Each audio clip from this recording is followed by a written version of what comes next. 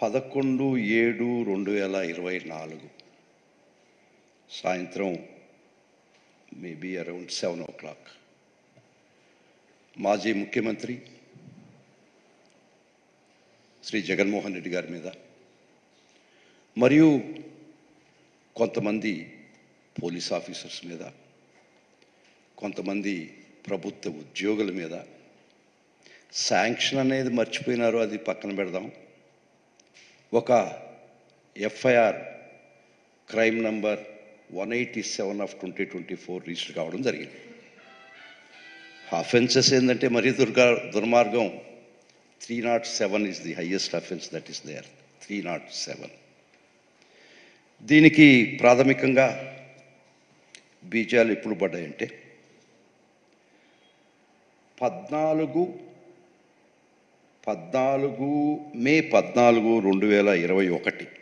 May 14, 2021. It's very important, note the date. అప్పుడు రఘురామకృష్ణరాజుని FIR, ఆయన మీద ఒక కేసు రిజిస్టర్ చేయబడి ఉండింది. FIR 12/2027 dated 14th.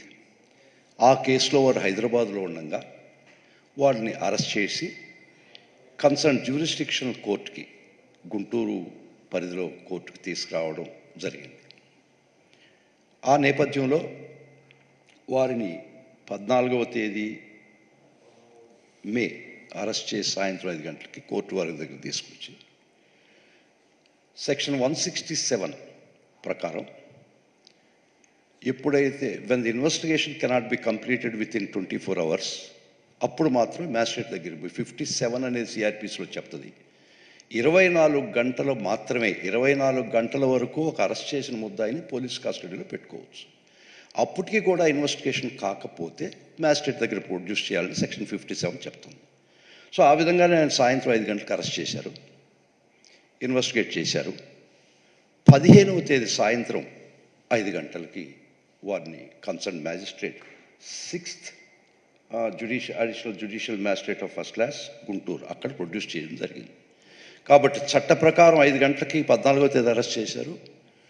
15వ తేదీ లెక్క ప్రకారం 57 సిఆర్పిసి ప్రకారం 167 చెప్పినటువంటి విధానం ప్రకారం 5 గంటలకు ప్రొడ్యూస్ చేయడం, 24 గంటల్లో ప్రొడ్యూస్ చేయడం జరిగింది. ఏ విధమైనటువంటి చట్టంలో తప్పిదం జరగలే.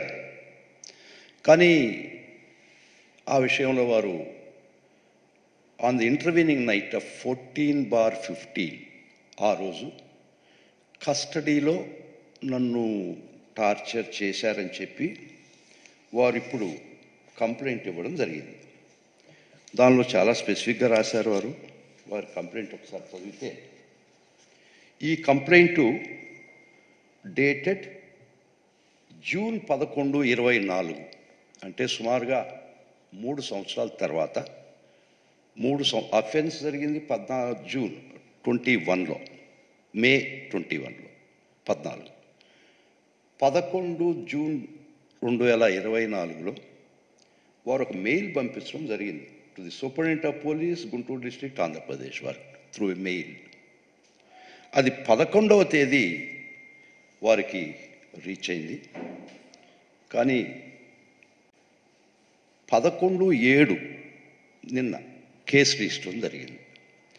Though they received the complaint and 11/6 నెల ముందర వాళ్ళకి కంప్లైంట్ చేరినా కూడా కన్సల్టేషన్సు, కన్ఫాబులేషన్సు, డెలిబరేషన్సు అన్నీ పూర్తి చేసుకొని ఈ కేసుని ఎవరి మీదకి మళ్ళించాలి, ఏ విధంగా మళ్ళించాలి అని ఒక దురుద్దేశంతో 11/7 నిన్న కేసు రిజిస్టర్ చేయడం జరిగింది. వారికి 11/6 మెయిల్ రిసీవ్ అయ్యి ఉంది. ముఖ్యంగా ఇది గుర్తుపెట్టుకోవాల్సి వస్తుంది. వారు దీనికన్నా ముందర వారు ఇచ్చిన కంప్లైంట్లో ఒక ముఖ్యమైన పేరా చదవాల్సి వస్తుందండి. బ్యాక్గ్రౌండ్ ఆఫ్ ది కేస్ అని వారు ఇచ్చిన కంప్లైంట్లో, వారు పంపించిన మెయిల్ కంప్లైంట్లో, you can question me later on. A false case was registered against me by CBCID of Andhra Pradesh government, FIR number 12/2021 dated 14th May. On May 14, 2021, I was arrested without due process including the absence of medical examination or adherence to proper legal procedure. It is pertinent to note that I had undergone cardiac surgery. I was arrested on May 14, 2021 at 5 p.m. in Hyderabad. The rule of law required that I to be produced before the local magistrate in Hyderabad and undergo medical examination. Instead, I was bullied unlawfully and physically when put into the car and brought to Guntur. అది లీగల్గా ఏం procedure తప్పిదం చేశారో చేదో I will come later చెప్తూ వారు ఏం చెప్తారంటే మళ్ళా ఇన్సిడెంట్ డీటెయిల్స్ గురించి రాస్తూ కంప్లైంట్లో రిపోర్ట్లో at around 11:30 p.m. the same night, Mr. P.V. Sunil Kumar, the then DG CBCID, along with Sita Ramanjaneyulu IPS and other police subordinates, came to room where I was illegally kept in the CBCID office. My legs were tied up with ropes, preventing me from moving. They started beating me with rubber belt. ఇక్కడ చాలా స్పష్టంగా వారు చెప్పినట్టు దీనిలో రిపోర్ట్లో నెల కిందటి ఇచ్చిన రిపోర్ట్లో పేర్లు చెప్పడం జరిగింది. మెన్ మే లై బట్ డాక్యుమెంట్స్ విల్ నాట్ లై. దీన్ని ఒక చిన్న కొద్దిగా వెనక్కపోతే రీల్ని రివైండ్ చేసుకుంటే ఈ చెప్పిన పేరాలో ఈ చెప్పిన మనుషులు సత్యమా కాదా, వీళ్ళు కొట్టారా లేదా, వీళ్ళ పేర్లు ఉన్నాయా లేదని మీ దృష్టికి, ప్రజల దృష్టికి, మీ దృష్టికి తీసుకురావాల్సినట్లు అవసరం ఉంది. ఫస్ట్ వారిని మ్యాజిస్ట్రేట్ కోర్టులో ప్రొడ్యూస్ చేశారు. ప్రొడ్యూస్